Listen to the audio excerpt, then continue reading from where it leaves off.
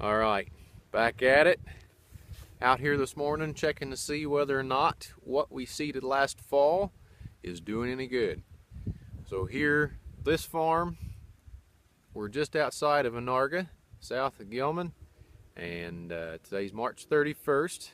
Last night we got 3.5 tenths, close to 4 tenths of rain this part of the world. This farmer had this field seeded in ProHarvest quick cover blend, which is oats, radish, and rapeseed. What you're seeing behind me right now is the rapeseed that's overwintered from the mild winter. What you're also seeing is a highlight of this part of the country that actually has got a little slope to it. We joke about how flat Iroquois County is, but believe it or not, there's actually quite a few spots that have got some roll to it. And you can tell here, I want to shoot this video to show the erosion that's going on here, sedimentation that we've got happening. But the water that's running is clear. So, are the cover crops doing any good? You bet they are. Even though we've got some sedimentation here, a little bit of cutting going on right in through here. Imagine what this would have been had there not been this extra cover out across these slopes and out across this field. I stopped here because this is one of the two places I wanted to show. So I'm going to hop back in the vehicle. We're going to go just down the road and look at another one. But you're starting to hear a lot more talk about soil health. What is soil health? And the principles involved with soil health. And some of the principles involved with soil health, probably number 3 and number 4 are going to be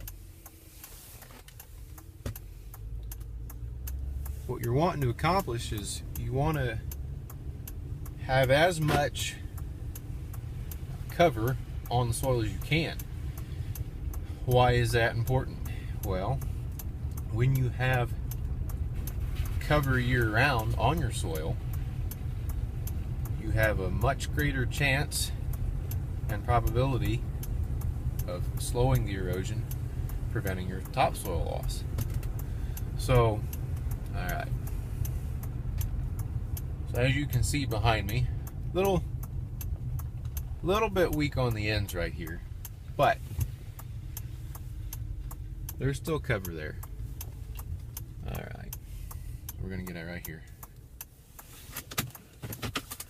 So I like the ProHarvest quick cover because it's great for guys that want to get started in cover crops. The challenge with the quick cover blend in most winters here in Illinois is that it's generally going to be winter termination. So if we've got a cold winter, even the rapeseed, most of the rapeseed should die out. This year's a little bit different, but that's okay. Here, back up a little bit. So we got a culvert here going into across that ditch ultimately into the river. But all right, you see that?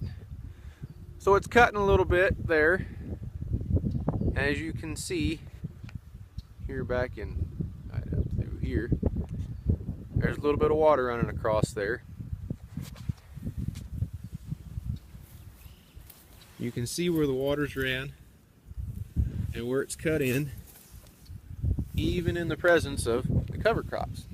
Now, like I showed at the last waterway, imagine what we would have had. We've already had probably half a dozen rain events this spring already. So there's already been a lot of water that has run across this part of the world. So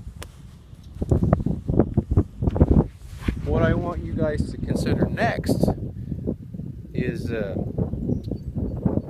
fact that you were using a winter kill is good, it's good to learn on something that's easy, but to continue to advance and continue to grow, we need to start looking at using some of these grasses, like annual ryegrass or winter rye, or some of these other species that are going to overwinter.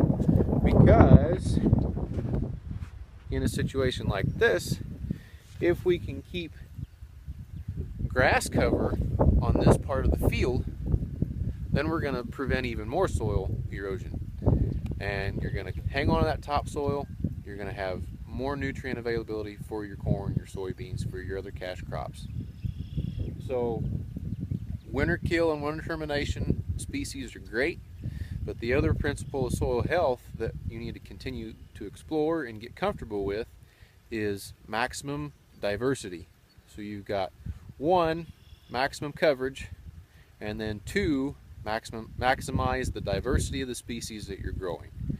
So next year, if we're able to seed this for this grower again, I'm definitely going to promote the use of something that is going to have a species that's going to overwinter, so that here in the month of February, month of March, prior to April, when we're getting these spring rains, we can slow this erosion even more. So I still want to commend this farmer. This farmer's had cover crops on this field for 3 years now. We've seeded it ourselves the last 2 for him.